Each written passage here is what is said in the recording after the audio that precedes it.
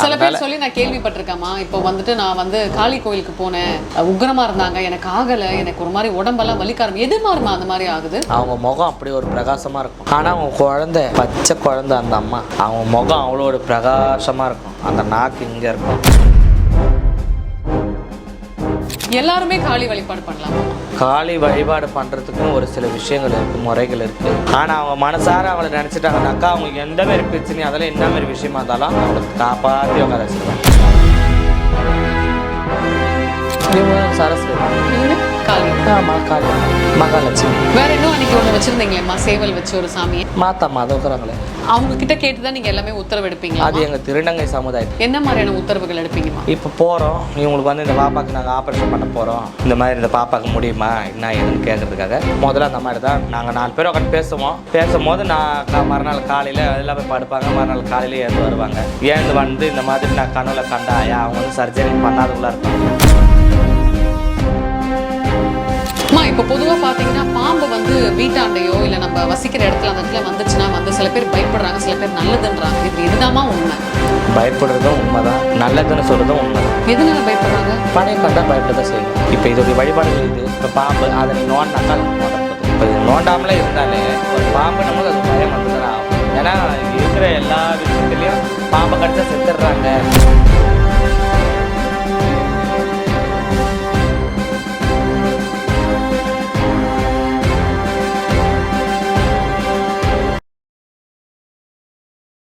வணக்கம் மக்களே. இப்போ பார்த்தீங்கன்னா நான் ஐநாவரம்ல இருக்கேன். எனக்கு ரொம்பவே ஸ்பெஷலான ஒரு கெஸ்ட்னே சொல்லலாம். அவங்கள மீட் பண்ணுறதுக்கு வந்திருக்கோம். லெட்ஸ் வெல்கம் கிங்கினி அம்மா. வணக்கம்மா.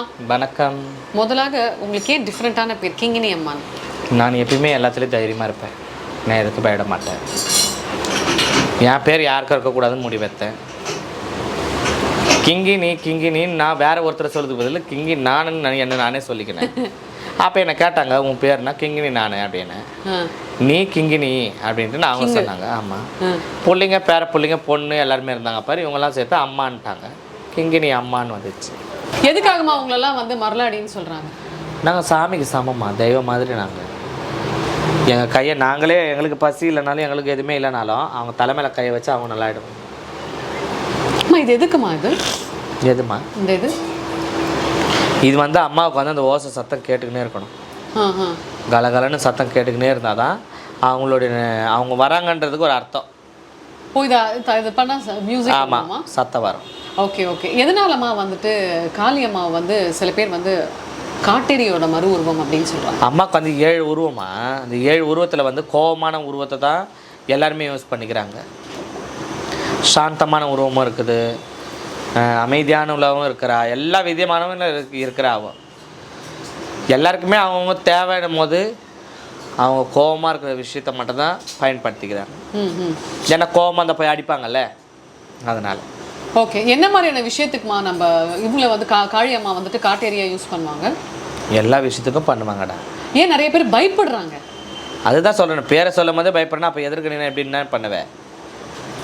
சில பேர் சொல்லி நான் கேள்விப்பட்டிருக்கேம்மா. இப்போ வந்துட்டு நான் வந்து காளி கோயிலுக்கு போனேன், உக்ரமா இருந்தாங்க, எனக்கு ஆகலை, எனக்கு ஒரு மாதிரி உடம்பெல்லாம் வலிக்காரம். எது மாதிரிமா அந்த மாதிரி ஆகுது? அவங்க முகம் அப்படி ஒரு பிரகாசமாக இருக்கும். ஆனால் அவங்க குழந்தை, பச்சை குழந்தை அந்த அம்மா, அவங்க முகம் அவ்வளோ ஒரு பிரகாசமாக இருக்கும். அந்த நாக்கு இங்கே இருக்கும். பார்த்தாலே அதான் சொல்கிறேன்னேப்பா, கர்ப்பமாக இருக்கிற ஒரு பொண்ணு இப்படி எதிர்க்க நின்று அம்மா இப்படி பார்த்துட்டேனாக்கா கர்ப்பமே கலைஞ்சிரும். சில பேர் சொல்கிறாங்க கருவை சாப்பிடும் அப்படின்னு சொல்லிட்டு. அதுதான் சொல்கிறேன்னே, அந்த மாதிரியான முகம் அவங்களுக்கு அந்த அமைப்பு. அது அந்த நாள் அந்த நேரம் வரும்போது தான் அந்த மாற்றங்கள் அந்த அம்மாவுக்கு கொடுக்குமே தவிர எந்த நேரமும் அம்மா அப்படி இருக்க மாட்டாங்க. எல்லாருமே காளி வழிபாடு பண்ணலாமாம்மா? காளி வழிபாடு பண்ணுறதுக்குன்னு ஒரு சில விஷயங்கள் இருக்குது, முறைகள் இருக்குது. ஆனால் அவங்க மனசார அவளை நினச்சிட்டாங்கனாக்கா அவங்க எந்த மாதிரி பிரச்சனையும் அதெல்லாம் என்ன மாதிரி விஷயமா இருந்தாலும் அவங்கள காப்பாற்றி உட்கார வச்சிருவேன். நான் கேள்விப்பட்டேம்மா, இது உண்மையா பொய்யான்னு நீங்கள் தான் சொல்லணும். காளி கோயிலுக்கு எல்லாராலையுமே போயிட முடியாது. குறிப்பிட்டு நான் சொல்கிறது பெண்களை பற்றி. அவங்களுக்கு பிராப்தம் காளி தொட்டால் மட்டும்தான் அந்த கோயிலுக்குள்ளேயே நுழைய முடியும், அவங்க இடத்துல போய் அமர முடியும்னு சொல்கிறாங்களே, இது உண்மையாம்மா? காளி அம்மாவோட அனுகிரகங்கள் அவங்க உச்சி மேலே பட்டால் மட்டுமே அவளுடைய ஆசைகள் அனைத்தும் கிடைக்கும்.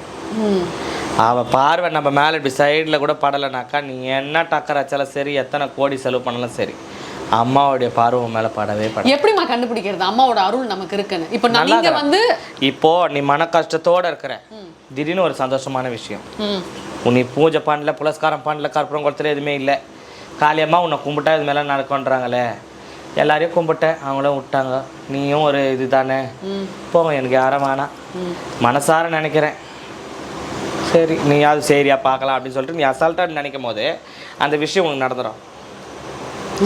அப்போ நீ அந்த இடத்துல என்ன பண்ண? பூஜை பண்ணல, புலஸ்காரம் எதுவுமே பண்ணலை.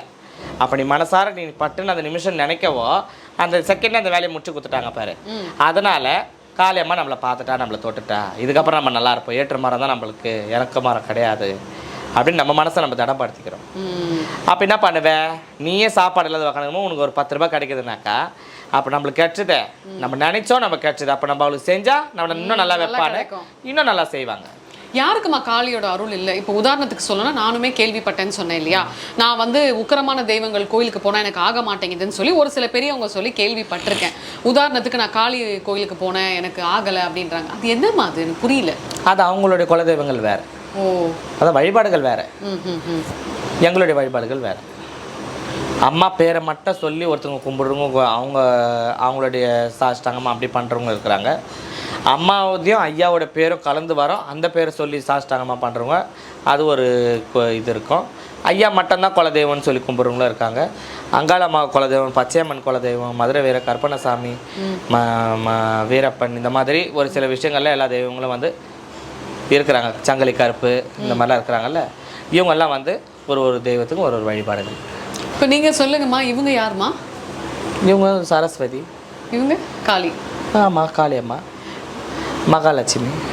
வேற இன்னும் அன்னைக்கு ஒன்று வச்சுருந்தீங்களேம்மா, சேவல் வச்சு ஒரு சாமியை, மாத்தாம்மா, அதை இருக்கிறாங்களே, அவங்க கிட்ட கேட்டு தான் நீங்கள் எல்லாமே உத்தரவு எடுப்பீங்களா? அது எங்கள் திருநங்கை சமுதாயத்துக்கு.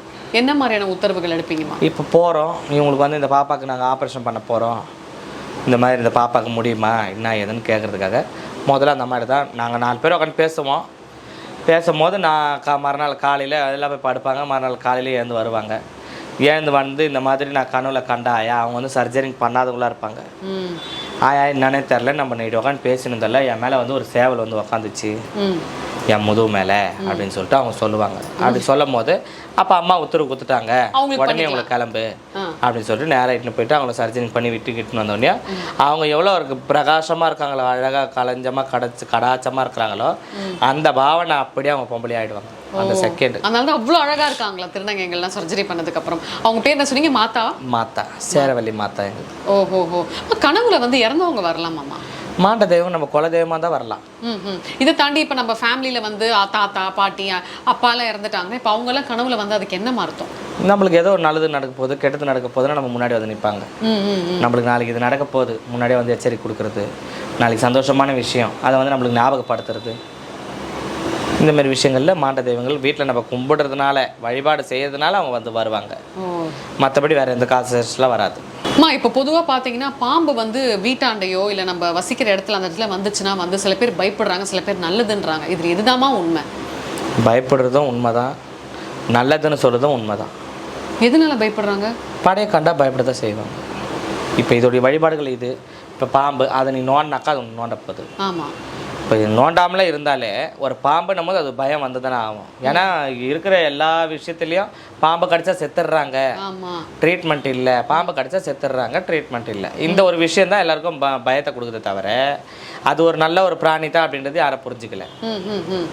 அதுவும் நல்ல விஷயம் தான், இதுவும் நல்ல விஷயம் தான். நல்ல விஷயங்கள் என்னமா இருக்கும் பாம்புல பொறுத்த வரைக்கும்? என்ன மாதிரி நல்ல விஷயங்கள் இருக்கும்? நல்ல விஷயங்கள்னா இப்போ நம்மளுக்கு நாகதோஷம் இருக்குது, நம்மள பரம்பரையாக நம்ம குடும்பத்தில் வந்து குழந்தை வழிபாடுகள் இல்லாத, ஆம்பளை வாரிசு இல்லாத, பொம்பளை வாரிசு இல்லாத நிற்கிறது, பேர பிள்ளைங்க தலை தூக்கக்கூடாது, இந்த மாதிரிலாம் இருக்கிறது, இடத்த கட்ட முடியல, அப்போ பார்த்தா அங்கே உள்ள பாம்பு புத்து கட்டியிருக்கோம், அதோடைய சாபங்கள் இருக்கும், இந்த மாதிரி ஒரு சில விஷயங்கள் நடக்குது. இந்த காலுங்களில் இந்த பாம்பு மாதிரி வடிவங்கள் இருக்கும், தொடையில் இருக்கும், முதுகில் இருக்கும், இந்த மாதிரிலாம் இருக்கிறது சாபக்கேடு. அப்படியாம்மா? ஆதி பொழுதுல அந்த பாம்புங்க என சேர்ற நேரத்தில் வந்து அதை அடிச்சிருக்கணும், அப்படி இல்லையா அது புள்ள பெற்றுட்டு அது குட்டிங்களோட போகும்போது அதை அடித்து சாவச்சிருக்கணும், இல்லை தாய் குட்டியை பிரிச்சிருக்கணும், புருஷன் பொண்டாட்டி பிரிச்சிருக்கணும். இந்த மாதிரி இந்த வகைகளில் இருக்கிறதுங்கெல்லாம் இந்த மாதிரி இவங்க பண்ணுறதெல்லாம் அது கடைசியாக அவங்க முகத்தை பார்த்துட்டு தான் அது சாகும். அப்போ அதுக்கு என்னம்மா நிவர்த்தி? அதுதான் நிவர்த்திக்கு தான் நிலைமை பண்ணுறோம் நம்ம. இப்ப அந்த மாதிரி காலாஸ்திரிக்கு படம் போகிறாங்க, காலாஸ்திரிக்கு போகிறாங்கல்ல, காலாஸ்திரிக்கு போய் ஆண் ஒரு பெண் ஒரு ரெண்டுமே சிலையாக வாங்கி உங்களை நாங்கள் தெய்வமாக வணங்குறோம் அப்படின்னு சொல்லிட்டு பாலாலையும் பன்னீராலையும் அபிஷேகம் செஞ்சுட்டு அதுக்குன்னு ஒரு ஸ்லோகம் இருக்குது. அந்த ஸ்லோகத்தை சொல்லி அந்த பூஜை புலஸ்காரத்தை செஞ்சுட்டு அந்த பாவத்தை நிவர்த்தி பண்ணிட்டு வருவாங்க. சில பேருக்கு வந்து அது யோகத்தை கொடுக்குன்றாங்க. இருக்குது ஒருத்தருக்கு வந்து நல்லா தூக்கி கொடுக்குறதும் இருக்குது, ஒரு அதுதான் சொல்கிறேனே நல்லதும் இருக்குது கெட்டதும் இருக்குது. இந்த கருப்பு நாயின்னு சொல்கிறாங்கல்லம்மா, இதெல்லாம் கனவுல வந்தா ஆபத்தா இல்லை நல்லதா? வந்து என்ன பண்ணுச்சு, சில பேருக்கு வந்து கடிக்குது அப்படின்வாங்க, சில பேருக்கு துரத்துதுன்னுவாங்க. இப்போது பாம்பாக இருக்கட்டும், நாயாக இருக்கட்டும், ஒரு கத்தியாக இருக்கட்டும், துப்பாக்கியாக இருக்கட்டும், இந்த மாதிரி இதெல்லாம் வந்து எந்த விஷயங்கள் நடந்தாலும் அது நம்மளை தாக்கிட்டு அது நம்ம உடம்புலேருந்து கனவுலேயே ரத்தம் வந்துச்சுன்னா நம்மளை விட்டு எல்லாமே விலகி போயிடுச்சுன்னு அர்த்தம். ஓ அப்படியா? ரத்தம் வராமல் நின்றுடுச்சுனாக்கா நெக்ஸ்ட் ஏதோ ஒரு நடக்க போகுதுன்னு அர்த்தம். ஓஹோ, இதில் இவ்வளோ விஷயங்கள் இருக்கு. ரொம்ப அழகாக சொன்னீங்கம்மா. உங்கள் கையால் ஒரு அன்பான ஆசை. நல்லா இருடா சாமி, நல்லா இருச்சு. நோய் நொடி இல்லாத சேம செய்யுமாயிரு, சந்தோஷமாயிருடா.